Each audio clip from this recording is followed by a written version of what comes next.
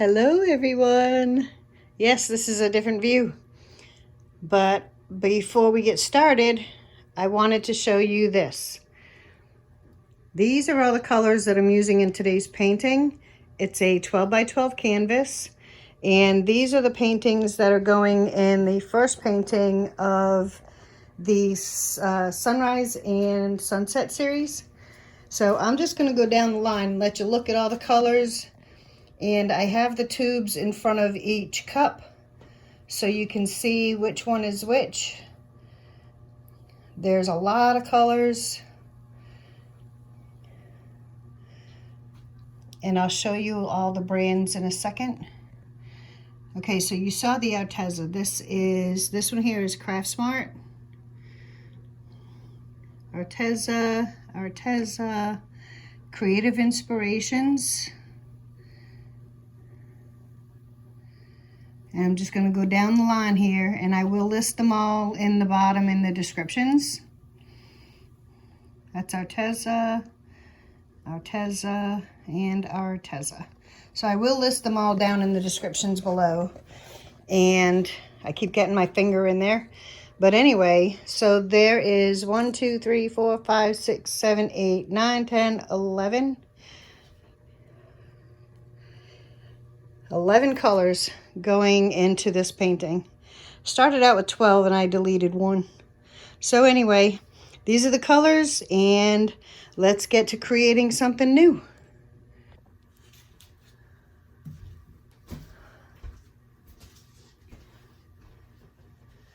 Okay, hello everyone. So this is a 12 by 12 canvas. And this painting is going to be the first painting in the sunrise and sunset series.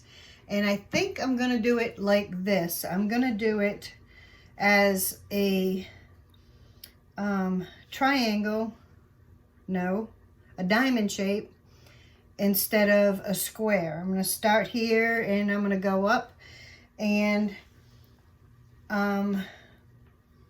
I wish I could show the picture, but I'm pretty sure it's copyrighted, the inspiration for this painting. There was a member of my group on Facebook that had posted a picture that I really liked, and that's where the inspiration from this is coming from. So thank you, Beryl. Alrighty, so what I'm going to do is just lay the colors out in puddles all the way up, going from the grass in the mountains, going up to the sunrise, and then into the sky. So we'll see how this mess works out. I'm going to start pouring the paints in puddles.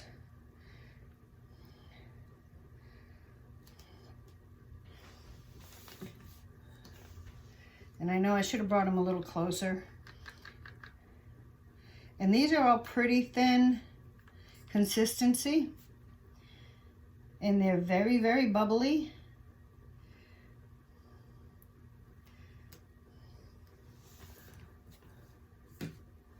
Oop, oop.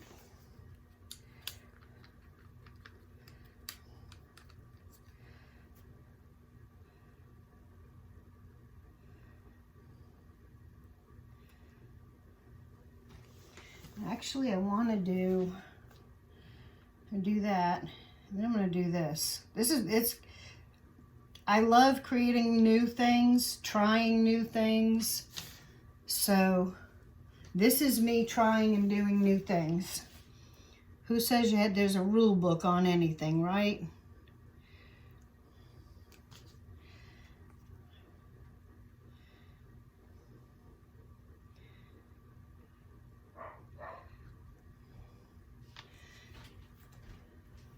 Let me add just a little bit more down this side. I want to make sure I have good coverage.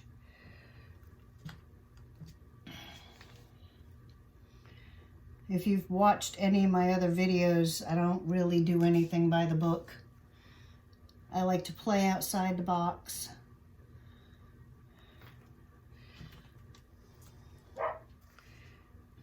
There's my dog again. I don't know if she hears me talking in my studio and thinks it's somebody else on the property maybe. I have 2 dogs. They're brother and sister. They're both fixed. I've had them since they were babies. And they're Roscoe and Daisy. All right, so now we're going to start with this one here. Whoa. I'm gonna have to watch that. I have a folding table and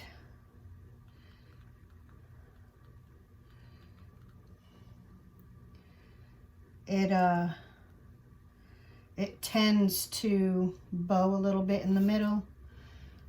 So I'll just have to watch that teeter-totter thing going on.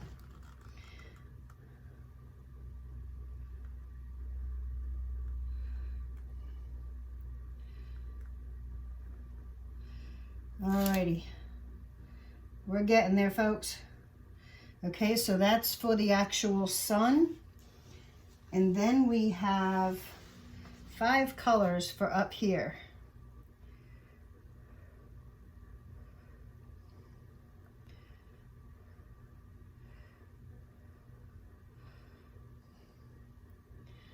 And this is the sky part of the painting. And I like saving a little bit of all of my paints just in case I need to touch up the sides. I have a little bit of paint left over to touch up whatever needs to be touched up. I did not do a base on this one. It's just the bare canvas. And it's primed with gesso. But in case, because this is a blowout, in case the colors don't get all the way down the sides.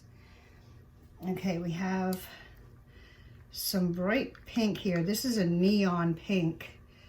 And I don't want this to override. So I'm just going to place it in here like this. Because that is pretty bright.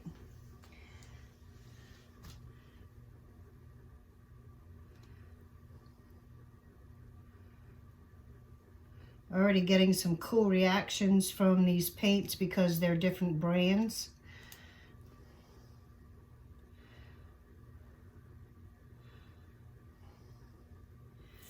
And for my pouring medium, I actually use the Elmer's glue. I wanted to give that a shot with doing this. It worked out pretty well with my Love and Lost painting I did a while back, the black and white. So I wanted to give the school glue another shot, and I can tell that that is tipping. I'm gonna move this over a little bit and I'll get you back into focus. There we go. All right, now I just gotta move you over. Hang on, folks. We're moving. There we go. I just bought these tables, so they are, I'm getting used to it. All right, now let me pop these bubbles.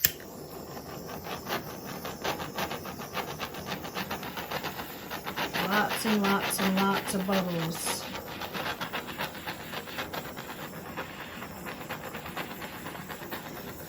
So one thing you don't want in your painting is bubbles, because when the painting dries, you end up with these bumps everywhere and the painting won't be smooth.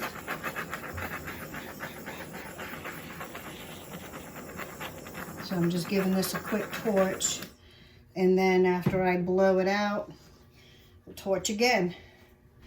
Alrighty. So I have my little mini dryer that I use for the smaller paintings, and I'm going to put it on low to start, and if it doesn't work, I'll crank it up to high. So let's see what this puppy does.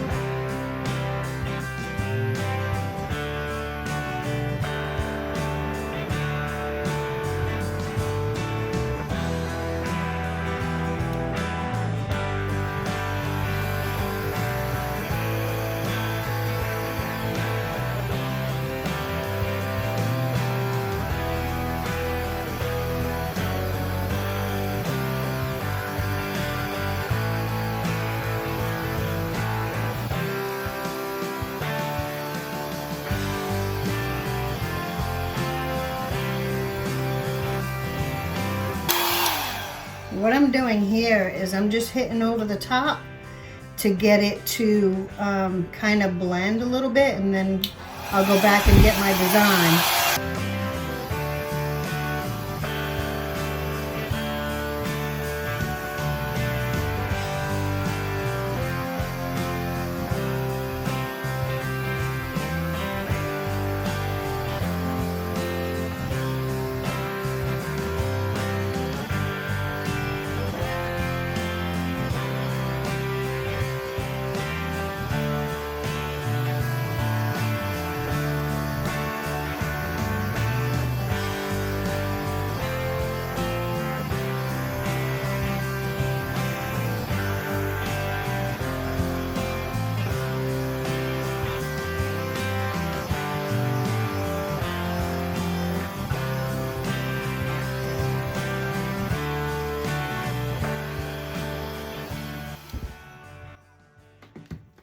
I think that looks pretty daggone awesome sauce. All right, I'm gonna get my trusty straw. And what I wanna do is kind of, I guess kind of blow this up a little bit. Or maybe I want, let me try this.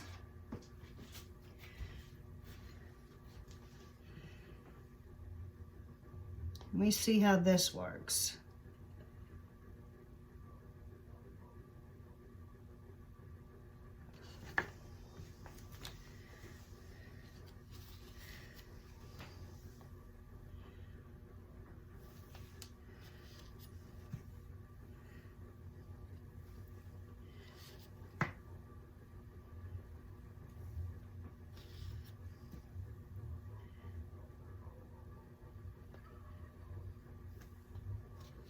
I want this yellow to kind of go up.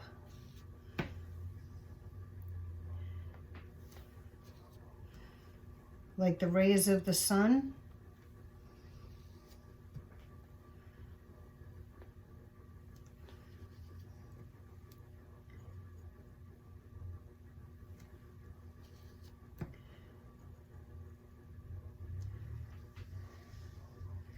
What do you think? I want these to be maybe a little thicker. If you want your lines to be thicker, you just adjust the angle of your palette knife and you'll be able to drag up more paint, giving you a thicker line.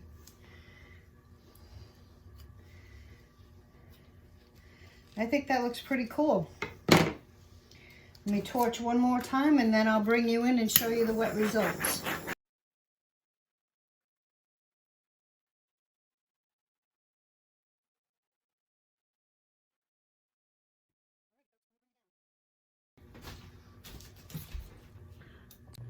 Alrighty everyone, here she is.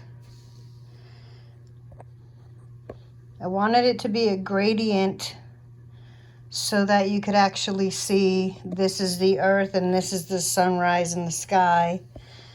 And I wish I could show you the photo that this went with, but we actually do have some cells in here. If I stretched this out, which I'm not going to, and forgive the lighting, but if I stretch this out, those cells would actually expand. And the only place I don't have cells is in the sky. And that's fine because it's all good. This is a little bit of lacing up in there though. There we go. Now you can see. I think the lighting messes with everything. Alrighty folks, so I'm gonna fix up the sides, get rid of some more of these bubbles, and then I will show you the dry results. Alrighty everyone, I'll talk to you soon. Okay everyone, here's the dry results from the painting. I think it came out pretty cool. I decided to hang it this way. But as you can see, I think it dried pretty well. I love the cells and the lacing in here. And that blue and purple came out pretty awesome. This right here, these little bubbles that you see, that's what happens when you don't get all the bubbles out. But it's actually really not that easy to see. You have to really look for it. But that's what happens when you don't pop out all your bubbles. And I kind of figured that would happen because the paint was a little thick. And it was Elmer's glue. And sometimes that happens. I see that more with the Elmer's glue than anything else. And it could be because the paint was just, or the mixture was just a little bit too thick. So anyway, that's that one. And then I took the leftover paint and made a mini-me, sort of. This was kind of a swipe. I took all 11 colors from this one and I laid it on the canvas going across like this. And I used white pearl and I laid it throughout and just kind of swiped it. And this is the result. It's the same paints as the other one, but it's a swipe. So I think it's pretty interesting. It has, instead of like white pearl, it's got purple and pink pearl. And it has cells and it has lacing. It has a lot of character. And I know it's hard to see in that light. But anyway, so there they are. The original and the mini-me. And all those paintings back there are being worked on, waiting for backings. As are those up there. So anyway, I hope you all enjoyed the video. And until next time, let's keep creating something new. Alright, y'all, don't forget to like and subscribe if you like my videos. Hit that little notification bell down there. And we'll see you next time. Have a wonderful day, everyone. Bye.